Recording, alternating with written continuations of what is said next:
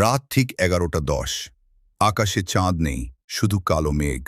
দেউলপুর গ্রামের শেষ প্রান্তে একটা শ্মশান, যেখানে দিনের বেলাতেও কেউ যায় না। লোকেরা বলে ওই শ্মশানের আগুন কখনো নেভে না, আর সেখানে যারা যায় তারা আর আগের মতো ফিরে আসে না। ঋত্বিক একজন ইউটিউবার, ভূতের গল্প, রহস্য, সাসপেন্স এইসব নিয়েই তার চ্যানেল। অনেকদিন ধরেই তার ভিডিওতে ভিউ কম, সে একটা বড় কিছু করতে চায়। একদিন গ্রামের এক চায়ের দোকানে বসে সে প্রথম শুনল এই শ্মশানের কথা।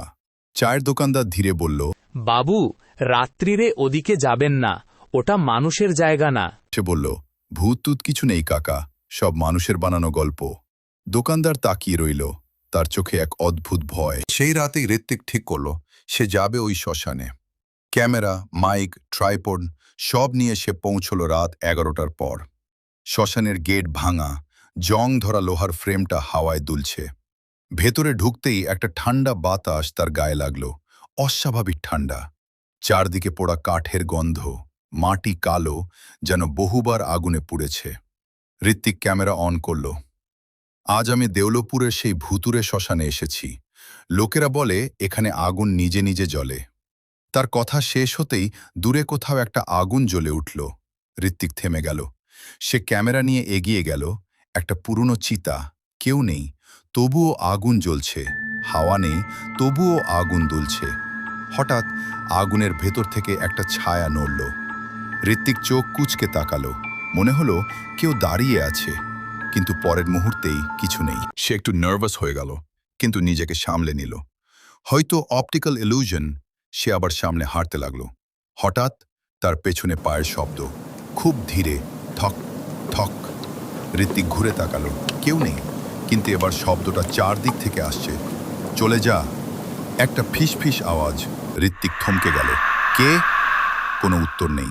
আবার চলে যা, এইবার যেন তার কানের কাছে। ঋত্বিক দ্রুত সামনে হাঁটতে লাগল। শ্মশানের এক কোণায় একটা পুরনো কবর, পাথরের ওপর লেখা, এখানে যারা থাকতে চায়নি তাদের রাখা হয়েছে। ঋত্বিক নিচু হয়ে দেখল। হঠাৎ কবরের মাটি একটু কেঁপে উঠল। সে পিছিয়ে গেল।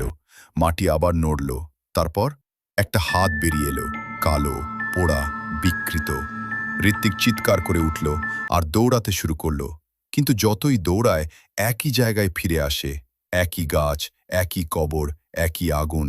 সে ঘড়ি দেখল, রাত 12টা। ঠিক সেই মুহূর্তে সব আগুন একসাথে জ্বলে উঠল। পুরো শ্মশান লাল আলোয় ভরে গেল। ঋত্বিক হাঁপাতে হাঁপাতে দাঁড়িয়ে। হঠাৎ সামনে একটা ছায়া তৈরি হলো। ধীরে ধীরে সেটা স্পষ্ট হলো, একজন মানুষ, কিন্তু পুরো শরীর পোড়া, চোখ লাল, মুখে অদ্ভুত হাসি। সে বলল, অনেকদিন পর কেউ এলো। ঋত্বিক পিছিয়ে গেল। তুমি কে? সে উত্তর দিল, আমি এই শ্মশানের রক্ষক।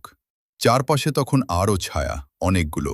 সবাই দাঁড়িয়ে আছে, কেউ পুরো নেই, কেউ আধা পুড়ে গেছে, কেউ শুধু ছায়া। ঋত্বিক কাঁপতে লাগল। আমাকে যেতে দাও।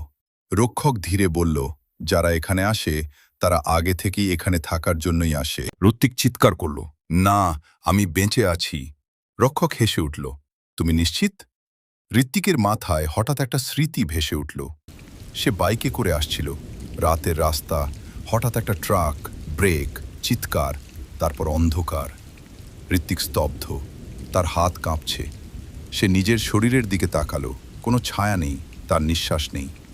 রক্ষক এগিয়ে এলো, এখন বুঝেছ? এই শ্মশান জীবিতদের জন্য নয়। ঋত্বিক ধীরে বসে পড়ল, তার চারপাশে সব ছায়া ঘিরে ধরছে। আগুনগুলো ধীরে ধীরে উঁচু হচ্ছে। শেষবারের মতো সে ক্যামেরার দিকে তাকালো। ক্যামেরা তখনও চলছে, লাল লাইট জ্বলছে। পরের দিন সকালে গ্রামের লোকেরা শ্মশানের পাশে একটা ক্যামেরা পেল। ভিডিওটা চালু ছিল, শেষ দৃশ্যে শুধু আগুন আর অনেকগুলো ছায়া। ঋত্বিককে আর কখনো খুঁজে পাওয়া যায়নি। আজও নাকি যদি কেউ রাতে ওই শ্মশানের কাছে যায়, দূরে একটা লাল আলো দেখা যায়, কেউ যেন ভিডিও করছে, আর খুব কাছে গেলে কানে ভেসে আসে, চলে যা। হ্যালো বন্ধুরা, আজকের গল্পটি কিরম লাগলো? যদি ভালো লাগে তাহলে আমার চ্যানেলটি সাবস্ক্রাইব করে আরও এরকম সুন্দর সুন্দর গল্প পেতে চ্যানেলটি সাবস্ক্রাইব করে দাও। এরপরে নেক্সট ভিডিও আসবো।